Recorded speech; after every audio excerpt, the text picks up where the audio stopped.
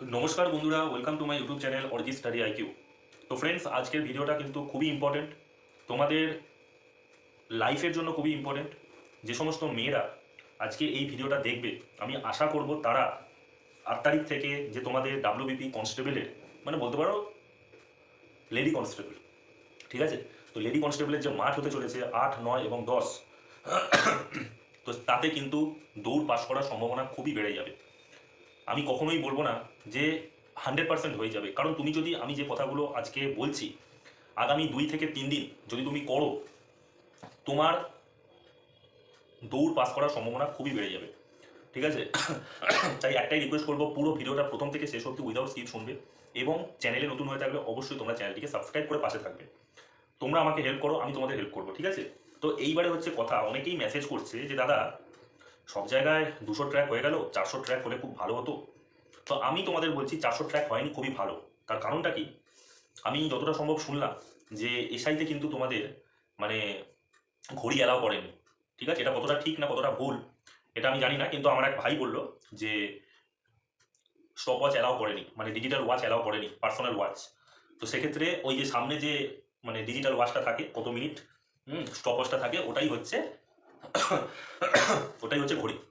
তো এইবার তুমি একটা জিনিস লক্ষ্য করে দেখো, যদি 800 মিটার হয়, ঠিক আছে, ধরো তুমি মেদিনীপুরের গ্রাউন্ডে দৌড়াচ্ছ, সালুয়া তো নেই এবারে, ধরো তুমি সালুয়া অথবা মেদিনীপুরের গ্রাউন্ডে দৌড়াচ্ছ, আমি মেদিনীপুরের গ্রাউন্ডটা ধরলাম, 400 ট্র্যাক ছিল সেখানে।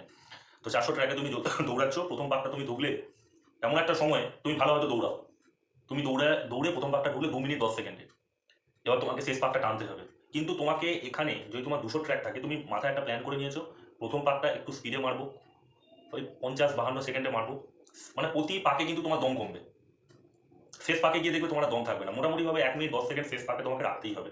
কিন্তু 400 ট্র্যাকে কিন্তু তুমি খেই হারিয়ে ফেলবে।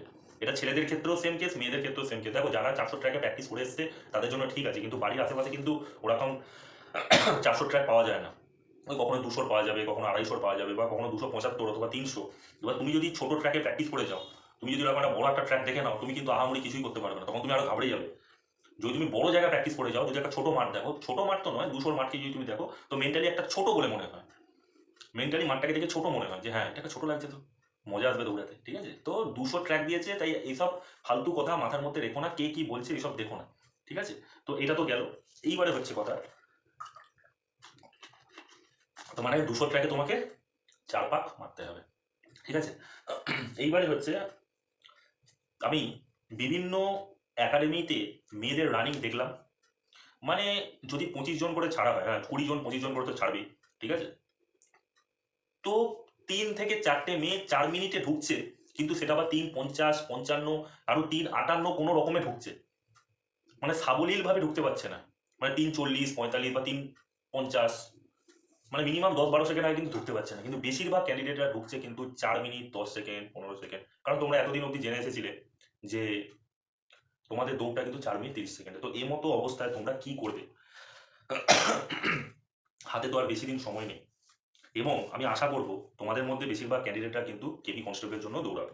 তো এই মুহূর্তে তোমরা আশা করব, যারা যারা ভালো মার্কস পাচ্ছিলে তারা অবশ্যই মানে দৌড় করছো, মানে কন্টিনিউ করছো, এমনটা নয় যে 2-4 দিন এসছো দৌড়াচ্ছ। দেখো, যদি তুমি কোনো একটা জিনিস মেহনত না করো, ঠিক আছে, সে তুমি হয়তো পড়াশোনায় করেছো, দৌড়ে করোনি, তুমি যে জিনিসটা তোমার দরকার সেই জিনিসটা যদি তুমি মিনিমাম 1 মাস 1.5 মাস আগে থেকে যদি না করে থাকো, তাহলে কিন্তু বিপদ হবে।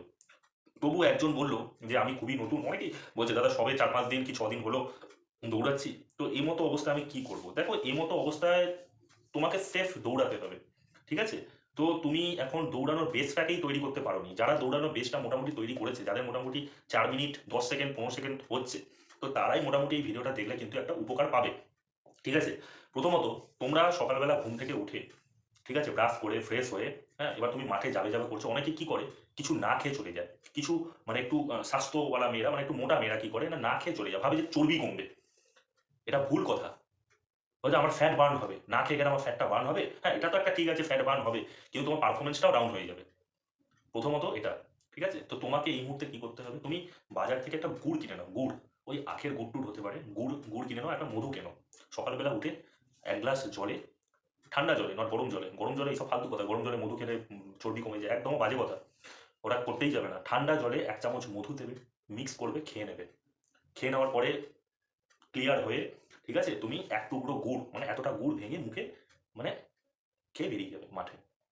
এসে তুমি কাঁচা ছোলা, আমন্ড যদি হয় একটু দাম বেশি, 1000 টাকা কেজি আমন্ড, তারপরে হচ্ছে খেজুর, একটা কি দুটো ব্যানানা, ঠিক আছে? মর্তমান কলা খাবে না, ছোট ছোট যে কলাগুলো হয় না কাঁঠালি কলা, ওগুলো খাবে। যদি মর্তমান হয় তো খুবই ভালো, যদি কাঁঠালি হয় তো আরও ভালো, ঠিক আছে? কলা খাবে।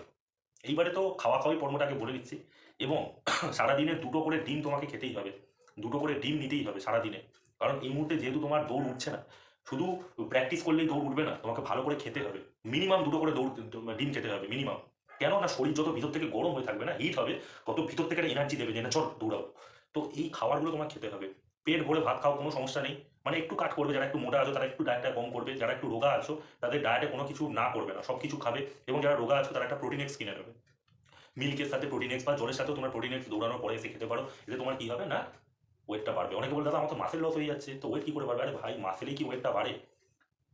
হাড্ডি মানে হাড়ের বোন ডেন্সিটি বাড়লেও কিন্তু ওয়েট বাড়ে। এবং রাত্রিবেলা ঘুমোতে যাওয়ার আগে ভাত খাওয়ার পরে এই সেল ক্যাল 500টা খাবে। এটা কিন্তু তোমার কি হবে, এত যে তুমি দৌড়াচ্ছ তোমার হাঁটু ফাঁটুতে পেন হচ্ছে, কোমরে পেন হবে, তো এটা একটু বাঁচাবে তোমাকে, ঠিক আছে? এইবারে হচ্ছে কথা, তুমি তো মাঠে গেলে, মাঠে গিয়ে মানে এইসব খাবার দাবার খেয়ে, এইসব গুড়ের টুকরো, মধু খেয়ে তুমি মাঠে গেলে, মাঠে যাওয়ার মানে আগে তুমি 2 বোতল জল, মানে ছোট ছোট বোতল, এক বোতলে ফ্রেশ ওয়াটার আর একটা বোতলে, মানে সেই বোতলে যেন জলটা মোটামুটি 250 ml হয়, বেশি নয়, 250 ml, মানে 1 গ্লাস জল একটা বোতলের মধ্যে ঢেলে নেবে। এবং এই ট্যাবলেটটা ফার্স্ট অ্যান্ড আপ, এটা অনেকদিন আগে আমি খেয়েছিলাম, প্রায় বছর 4-5 আগে, আমি খোলাটা পড়ে আছে, সুতো গুটিয়ে রেখেছি। এই ফার্স্ট অ্যান্ড আপ, ঠিক আছে? এই মিরর ইমেজ হয়ে যাচ্ছে, এরকম দোকানে পাওয়া যায়, মেডিসিনের দোকানে পাওয়া যায়, অথবা তোমরা অনলাইনে অর্ডার করতে পারো, বা মেডিসিনের দোকানেও তোমরা পেয়ে যাবে ফার্স্ট অ্যান্ড আপ। তো এটা খেলে কি হবে, ধরো তুমি মাঠে গেলে, ওটা খেয়ে তুমি মাঠে গেলে, মাঠে যাওয়ার পরে তুমি কি করবে, ফার্স্ট অ্যান্ড আপটা হাফটা তুমি মাঠে মাঠে যেতে তোমার 5 মিনিট 10 মিনিট লাগলো, তুমি হাঁটাচলা করলে, করার পরে ওটা তুমি খেয়ে নেবে। এই ফার্স্ট অ্যান্ড আপটা খেয়ে নিলে কি হবে, তোমার শরীরের বিভিন্ন অঙ্গ প্রত্যঙ্গে এটা ছড়িয়ে পড়বে, ব্লাডের মাধ্যমে ছড়িয়ে পড়বে, তাহলে কি হবে, ফ্যাটিকটা হবে না, ঠিক আছে? মানে তোমার যে পায়ে ক্র্যাম্প হচ্ছে, এটা ফ্যাটিকটা হবে না, তোমার দৌড়ানোর জন্য এক্সট্রা এনার্জি তোমাকে দিয়ে দেবে।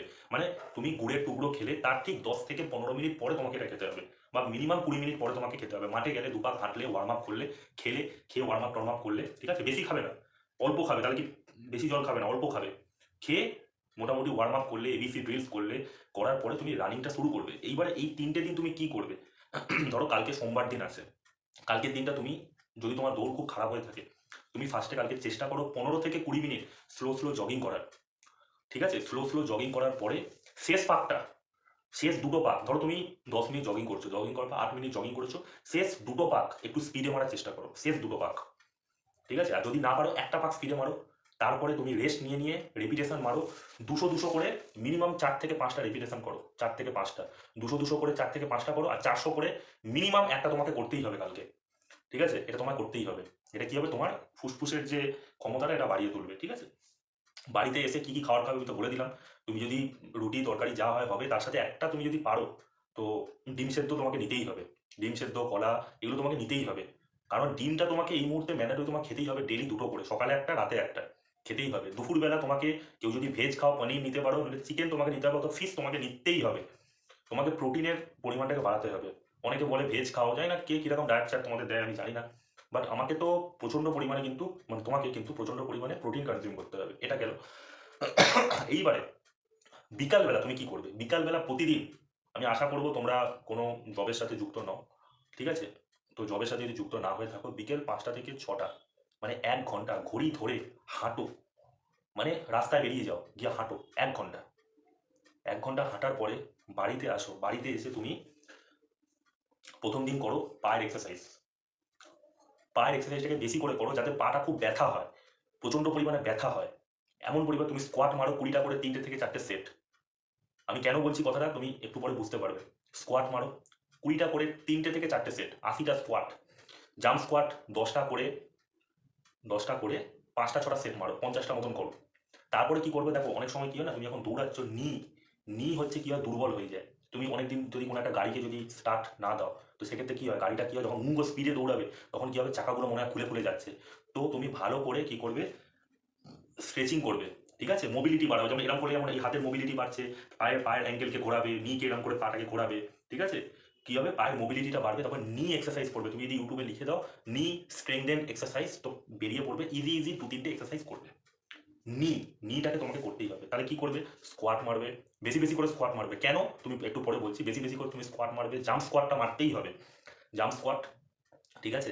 মানে লোয়ার বডি এক্সারসাইজটা তুমি করলে, সাথে হালকা একটু কোর করবে, ঠিক আছে? হালকা একটু কোর করবে, প্ল্যান করলে। আর সব থেকে বেস্ট হয় প্রত্যেক দিন রাতে ঘুমোতে যাওয়ার আগে ব্রিথিং এক্সারসাইজ করবে। মানে এইভাবে নিয়ে বসবে, হোল্ড করে রাখবে 30 সেকেন্ড 40 সেকেন্ড করে, যতটা সম্ভব পারা যায় হোল্ড করে রাখবে, হোল্ড করে রাখবে। খুব যখন কষ্ট হবে ছেড়ে দেবে। এরকম করে মিনিমাম 4 থেকে 5টা সেট তোমাকে করতেই হবে প্রতিদিন। এটাই তোমার কিন্তু দৌড় বাড়াবে। আর তোমাকে বেলি ব্রিদিং করতে হবে, মুখ দিয়ে নিঃশ্বাস নেবে, মুখ দিয়ে ছাড়বে। এইটা তোমাকে করতে হবে মুখ দিয়ে, নাক দিয়ে না। নাক দিয়ে তো করছো, ঠিক আছে, মুখ বন্ধ করে। মুখ দিয়ে নেবে, মুখ দিয়ে ছাড়বে। এটা এটা কেন করতে হবে? তার কারণ হচ্ছে তুমি এমন একটা সময়, এইসব কিছু কথা বলে না যে মুখ দিয়ে নিঃশ্বাস নেওয়া যায় না, কিন্তু তোমার এমন একটা সময় চলে আসবে না, থ্রেশহোল্ড পয়েন্টে তুমি চলে আসবে, যখন তোমার মুখ দিয়ে যখন নিঃশ্বাস নেবে পেটটা ভারী হয়ে যাবে, তখন গিয়ে তুমি আর দৌড়াতে পারবে না। সেই জন্য তোমাকে বেলি ব্রিথিং করতে হবে। বেলি ব্রিথিং এই এক্সারসাইজটা তোমাকে করতে হবে। আর কপাল ভাতি করবে, এটা করবে 20-25টা। এই কটা এক্সারসাইজ তোমাকে করতেই হবে। কালকে কেন আমি বলছি? কারণ কালকে হচ্ছে 5 তারিখ। যতটা সম্ভব পারো, যতটা সম্ভব পারো নিজের পাকে কষ্ট দিয়ে দাও। স্কোয়াট ফোয়াট, আমি 80টা বলেছি, চাইলে তুমি 200টাও করে ফেলো, কোনো সমস্যা নেই। 200টা স্কোয়াট মেরে ফেলো। কেন বলছি? তার কারণ কালকে 5 তারিখ, তার পরদিন হবে 6 তারিখ। 6 তারিখে তোমার পা প্রচুর পরিমাণে ব্যথা থাকবে, ঠিক আছে? তুমি মাঠে গিয়ে হালকা হালকা হালকা করে জগিংটা করলে, বা কোনো স্পিডে রানিং করলে, কিছু একটা করলে, এরপরে তুমি আর লেগস ওয়ার্কআউট বেশি করার সময় পাবে না। কারণ 7 তারিখ তোমায় কিন্তু রেস্ট দিতে হবে পাটাকে, ঠিক আছে? তো মিনিমাম 3 দিন কিন্তু ব্যথা কমতে টাইম লাগবে। অটোমেটিক্যালি তুমি যখন 8 তারিখে যাবে, তখন গিয়ে তোমার পা এতটা শক্তিশালী হয়ে যাবে না, তখন তুমি যখন রানিং করবে তোমার পা তখন কাঁপবে না, কষ্ট পাবে না, ঠিক আছে? এবং প্রথম দিন তুমি কালকে তুমি কি করলে না, লোয়ার বডি করলে। নেক্সট দিন কি করবে? আপার বডি পুশ আপ মারলে, যদি না পারো তো নি পুশ আপ মারতে পারো। যদি কোনো পুল আপ থাকে, পারো তুমি পুল আপ যদি মারতে পারো তো মারতে পারো, না পারলেও কোনো ক্ষতি নেই, ঠিক আছে? কিছু বারপি মারতে পারো, অ্যাপসটা মারবে, ঠিক আছে? আর হালকা জাম্প স্কোয়াটটা মারবে। জাম্প স্কোয়াটটা তোমাকে ডেলি তোমাকে মারতে হবে, জাম্প স্কোয়াট। তারপর হচ্ছে নি স্কোয়াট আছে, নিয়ের উপর মানে টোয়ের উপর দাঁড়িয়ে নি স্কোয়াটটা, নি স্কোয়াট তুমি যদি লেখো নেটে পেয়ে যাবে। নি স্কোয়াটটা নিটাকে স্ট্রং করবে। আর প্রতিদিন স্ট্রেচিং করতে হবে, পায়ে তেল মালিশ করে তোমাকে ঘুমাতে হবে, ঠিক আছে? এটা তুমি করো, এই কটা এক্সারসাইজ। এবং যেদিন তুমি যাবে দৌড়ের দিন, সেদিন অবশ্যই 2টো রেডবুল কিনে নেবে। 2টো রেডবুল অথবা একটা রেডবুল তোমাকে কিনতেই হবে। রেডবুল 2টো কিনে নিলে খুবই ভালো, বা একটা তোমাকে কিনতেই হবে, ঠিক আছে? তুমি ওখানে কাঁচা ছোলা মোলা খেয়ে গেলে, বাড়ি থেকে গেলে ওখানে গিয়ে সারাদিন দেখবে তোমার পেটে কোনো খাবার নেই। সকালবেলা ভালো করে কাঁচা ছোলা, বাদাম এইসব ভিজিয়ে নিয়ে যাবে, খাবে, খেতে খেতে যাবে। গিয়ে যখন তুমি ওখানে এন্ট্রি নেবে, তখন গিয়ে কী করবে? মানে রেডবুলটা খাওয়া শুরু করবে। ফার্স্ট অ্যান্ড অ্যাপ ট্যাবলেটও তৈরি করে নিয়ে যাবে জলের মধ্যে। ফার্স্ট অ্যান্ড অ্যাপ ওখানে গিয়ে বানিয়ে নেবে, এরকম জলের মধ্যে 2টো ট্যাবলেট দিয়ে, 2টো একটু গাঢ় করবে, 2টো ট্যাবলেট দিয়ে দেবে, যাতে ঘনত্ব বেশি হলে কাজ বেশি হয়। রেডবুল খাবে, খেয়ে তোমার ওই হাইট ওয়েট মেজারমেন্ট হাবি জাবি যা আছে করবে। করার পরে মিনিমাম থেকে 15-20 মিনিট টাইম চলে গেছে। তো তোমার শরীর আস্তে আস্তে আস্তে অ্যাবজর্ব করবে না। রেডবুল খেলে না তোমার ভিতর থেকে একটা মানে ফাটিয়ে দেবো এরকম একটা মনোভাব আসবে। তারপর তুমি যেমন রানিং করবে, ঠিক আছে? আচ্ছা, এই ছিল আজকের ভিডিও। আমি আশা করি তোমাদের একটু হলেও উপকার করতে পেরেছি। যাদের প্রবলেম হচ্ছে, আমি নিচে গ্রুপের লিঙ্ক দিয়ে দেবো, সেখান থেকে তুমি আমাকে ডিএম করতে পারো, ঠিক আছে? টেক্সট করবে। গ্রুপের মধ্যে ঢুকে অ্যাডমিন আমি আছি, তো আমাকে তুমি টেক্সট করতে পারো। আমি তোমাদের যতটা সম্ভব পারবো হেল্প করার চেষ্টা করবো, ঠিক আছে? তো চলো দেখা হচ্ছে নেক্সট ভিডিওতে। অবশ্যই তোমরা চ্যানেলটিকে সাবস্ক্রাইব করবে, বন্ধুদের মাঝে শেয়ার করবে। তো চলো দেখা হচ্ছে নেক্সট ভিডিও।